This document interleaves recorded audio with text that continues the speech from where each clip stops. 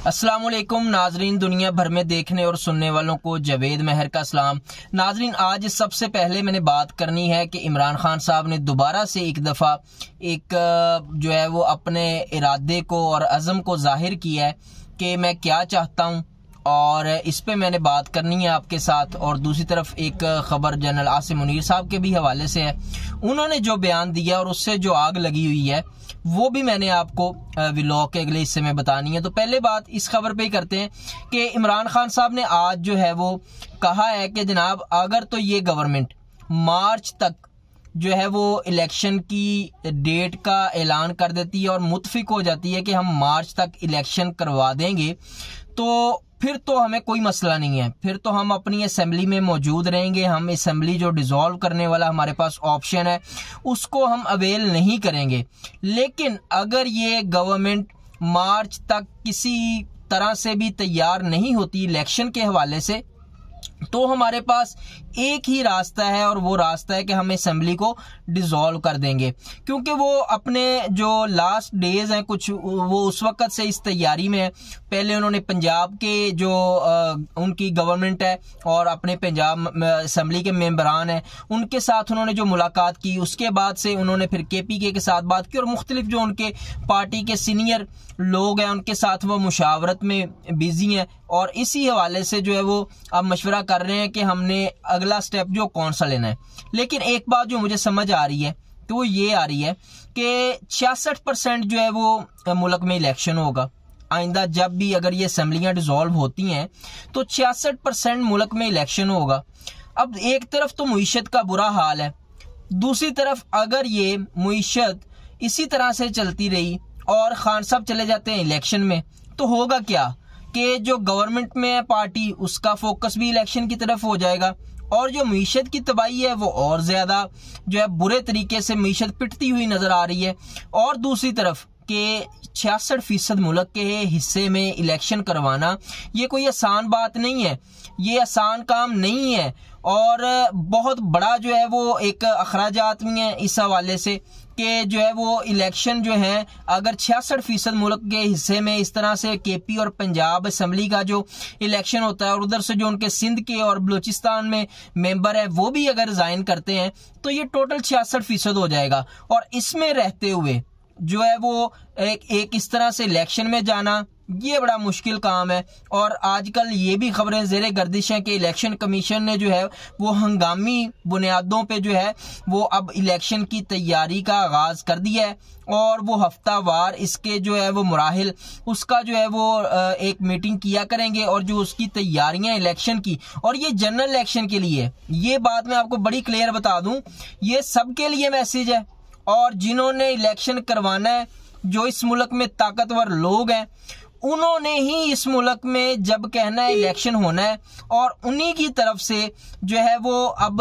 बाकायदा तौर पे इलेक्शन कमीशन जो है वो शुरू से इलेक्शन कमीशन का एक मसला रहा है कि वो एक तासुर जाता है कि इलेक्शन कमीशन जो है वो ताकतवर लोगों की बातों पे चलता है, जो हमारे मुल्क के ताकतवर हैं। तो अगर इलेक्शन कमीशन इतनी तेजी के साथ इलेक्शन की तैयारियों में मसरूफ है और वो अब मरहलावार उसका जो हफ्तावार मीटिंग में जायजा लेगा, तो इससे तो एक बात क्लियर हो जाती है और मैसेज सबके लिए बड़ा क्लियर है कि आप भी तैयारी करें इलेक्शन की। इलेक्शन कमीशन भी तैयारी कर रहा है और बहुत जल्द मुल्क में नए इलेक्शन अनाउंस होने वाले हैं। एक तरफ तो ये बात है, दूसरी तरफ जनरल आसिम मुनीर साहब हैं,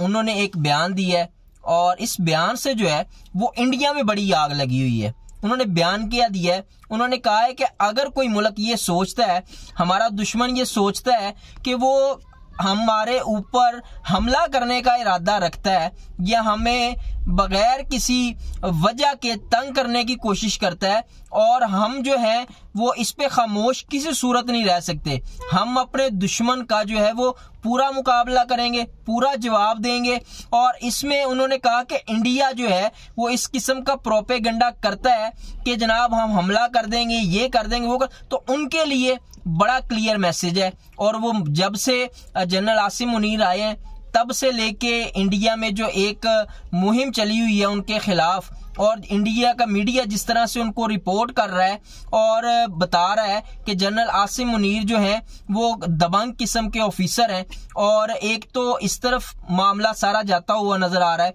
और दूसरी तरफ आप ये देखें कि इंडिया के मीडिया में अब आग लगी हुई है उनको कि ये जनाब जनरल आसिम मुनीर साहब हैं जो वो इस तरह के बयानात दे रहे हैं। तो ये होना भी चाहिए क्योंकि हमारा एक रिवाइवल है, और इंडिया हमेशा से वो हमारे साथ किसी ना किसी तरीके से जो है वो तंग करने की, हमारे साथ कोई ना कोई उनका जो है ना एडवेंचर होता ही रहता है, और इस हवाले से हमारा भी स्टैंड बड़ा क्लियर है और ये होना चाहिए। और दूसरी तरफ बात करते हैं कि आजम स्वाति साहब जो हैं, आज उनको कोयटा की जो है वो मजिस्ट्रेट के सामने पेश किया गया है और उनका 5 रोज़ा जिस्मानी रिमांड दे दिया गया है, और इसमें उनके ऊपर बहुत से मुकदमात भी हैं, और मुकदमात भी उनके ट्वीट से रिलेटेड हैं, और बहुत ही मिलते जुलते मुकदमात, एक ही तरह के केसेस हैं, और इसमें सुप्रीम कोर्ट की बड़ी वाज़ेह जजमेंट्स हैं कि एक से ज़्यादा जो है वो FIR एक वकुआ की जो है वो नहीं कट सकती। लेकिन हमारे मुल्क में ये सारा कुछ हो रहा है, और देखते हैं इसके ऊपर आने वाले दिनों में क्या होता है। फिलवक्त तो उनका 5 रोज़ा जिस्मानी रिमांड दे दिया गया है। दूसरी तरफ ये जितना मेन स्ट्रीम मीडिया है, 95% मीडिया ने जो है वो ब्लैकआउट किया हुआ है, कोई मीडिया उनकी खबर नहीं देता। तो ये भी पाकिस्तानी मीडिया की एक दोगली पॉलिसी है जिसको लेकर के वो चल रहे हैं कि जो ताकतवर लोगों को लोग उनको हुक्म देते हैं उन्हीं के हुक्म पे चलते हैं। और जिस तरह से इमरान खान साहब कहते हैं कि मीडिया का मुआशरे में बहुत बड़ा किरदार होता है, और देखना ये है कि मीडिया क्या अपने किरदार को अदा कर रहा है। और जो अभी तक की सूरत हाल है, उस वक्त अभी तक जो है वो मीडिया अपने किरदार को सिवाय 1-2 चैनल्स के कोई मीडिया जो है वो अपने उस किरदार को नहीं इस्तेमाल कर रहा, जो उसका किरदार एक मुआशरे की इस्लाह और मुआशरे तक जो है वो हकायक पर मबनी खबरें पहुंचाना है। और लास्ट में हम बात करते हैं कि आज़ाद कश्मीर में इंतखाबात का दूसरा मरहला जो है वो मुकम्मल हुआ है, और जिस तरह नून लीग और पीपल्स पार्टी का सफाया हुआ है,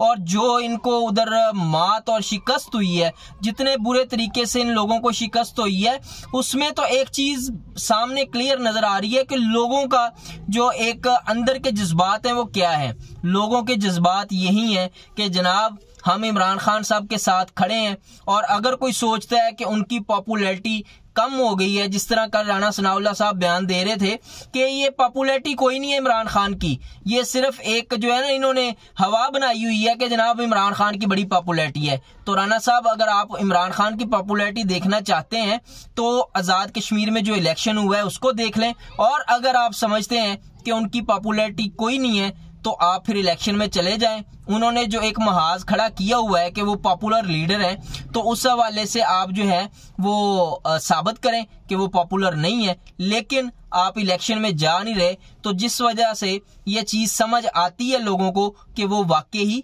पॉपुलर लीडर हैं। तो आज तक के लिए इतना ही। इंशाल्लाह मिलते हैं अपने अगले व्लॉग में कुछ नई खबरों के साथ, नए तज्जियों के साथ। अपना और अपने इस चैनल का ख्याल रखिएगा। पाकिस्तान जिंदाबाद।